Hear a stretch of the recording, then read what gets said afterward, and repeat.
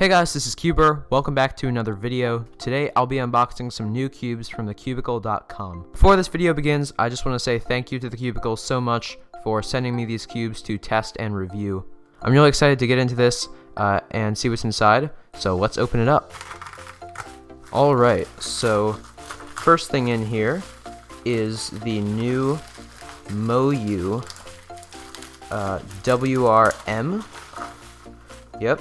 This is basically a version of the GTS-3M without ridges. And then a similar cube is also used to set the 3.7 world record, so the WR kind of has a double meaning. The packaging looks quite a bit different than some of the other cubes they've released in the recent past, so I'm excited to get into this. And the other thing in here is the YuXin Little Magic Square-1, and this is the magnetic version. So this is a new magnetic Square-1 for only 10 bucks, and I've heard about this. This is by far the cheapest magnetic Square-1 on the market, as before you could only get custom made ones. I think the cheapest of which might have been maybe $20 depending on where you got it, but this is super cheap for what it is, so I'm really excited to get into this as it's kind of the first of its kind. And then, as usual, we have the awesome Cubicle.com business card. So let's start off with the WRM.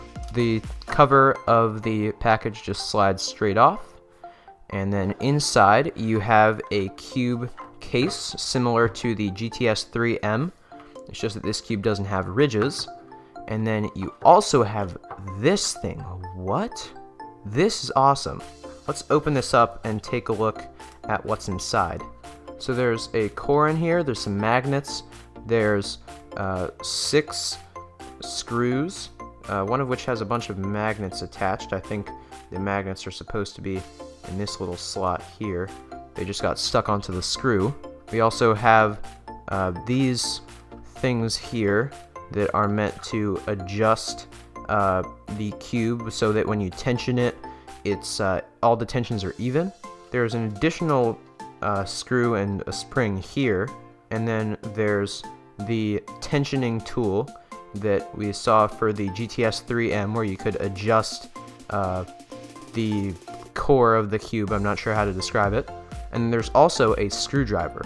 This is an awesome set.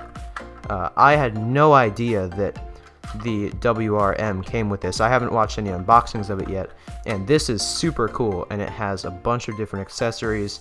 It has all the stuff that you need to, get replacement parts for your cube and set up your cube in here, of course with the exception of lube. We have a couple of MoYu cards in the box as well, and then there's also a little packet on how to solve a 3x3 and something that just shows the construction of the little cube package right here. So let's get into the cube itself.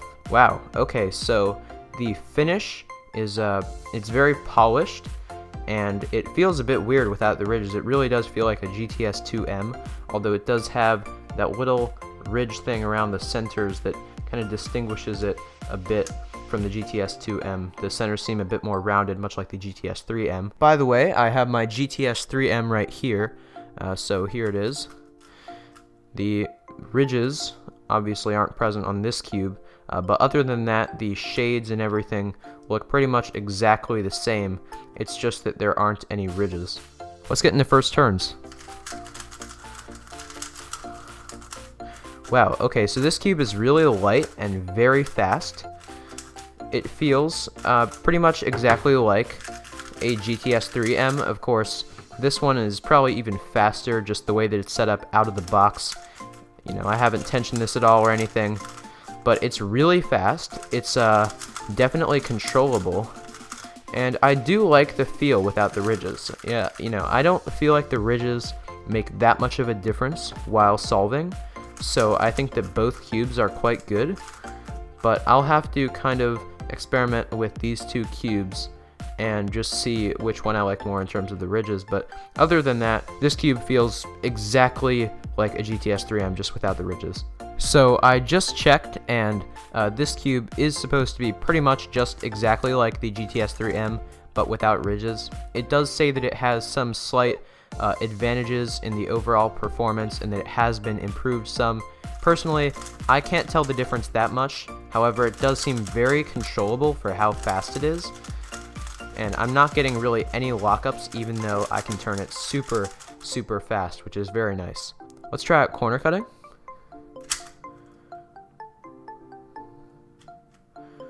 Alright, so it might not be completely line to line, but it can certainly corner cut past 45. And reverse corner cutting is about a piece, maybe just under a piece. Anyhow, this cube is really awesome. I do like it so far, just based on my first impressions of it, and it does seem very fast yet very controllable and much like the GTS 3M. But anyhow, let's get onto the magnetic Square-1.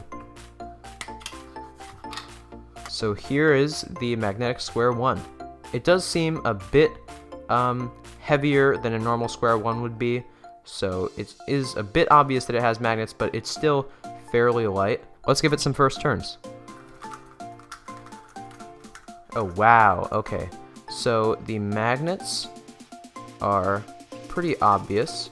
It clicks once every third of a quarter turn, so once every 12th of a full turn.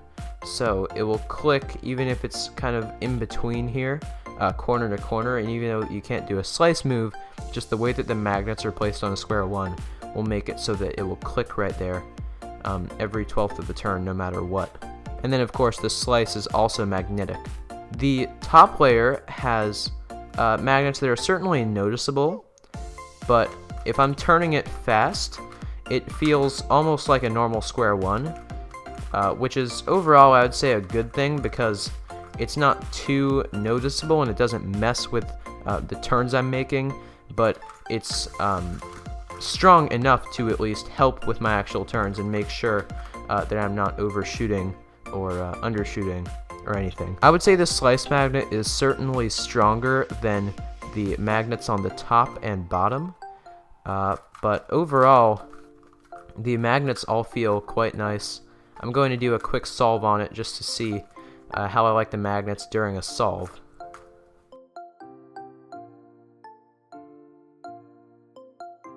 It's certainly making the turns feel a bit nicer, and it's a bit easier not to overshoot or anything like that, but I'm still getting some lockups even with the magnets.